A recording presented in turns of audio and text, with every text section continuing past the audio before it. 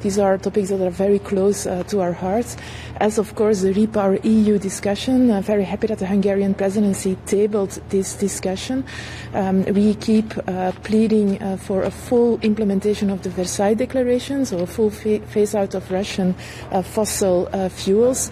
We also bring an AOB and any other business point to the table with regard to Russian LNG and the implementation of the 14th sanction package.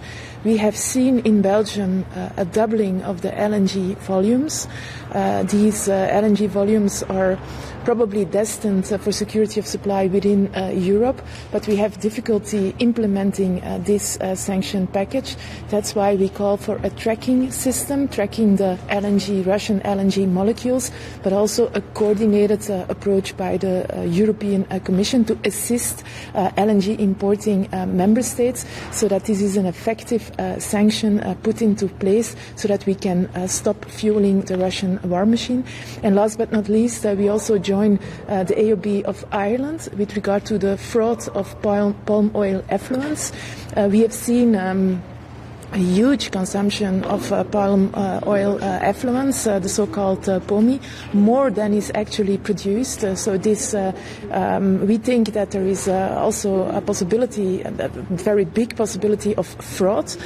Palm oil is banned. Palm oil is a major cause also for climate change. And so we ask that the European Commission includes this POMI in the ongoing research and investigation that they are currently doing with regard to fraud in biofuels. There are some member states who would say a tracking mechanism for LNG is just simply not enough. They have been long calling for a full embargo on all imports of Russian gas, including LNG. Is that something which you think goes too far?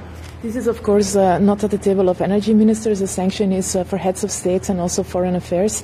And we also know that there is no unanimity to do so.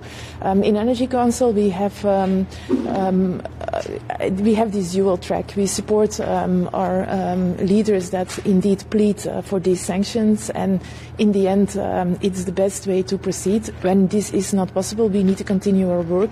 So I'm very happy that the European Commission is working on this roadmap, that it's also included in the mission letter for the Commissioner-designate Dan Jurgensen, our former good colleague. Phasing out Russian fuels and stopping the fueling of the war machine is of utmost importance.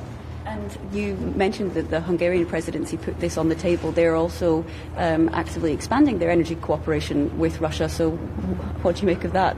I already said before that this is not a time to normalize relationships with Russia. They keep bombing energy infrastructure. We are now preparing the third winter since the war has begun.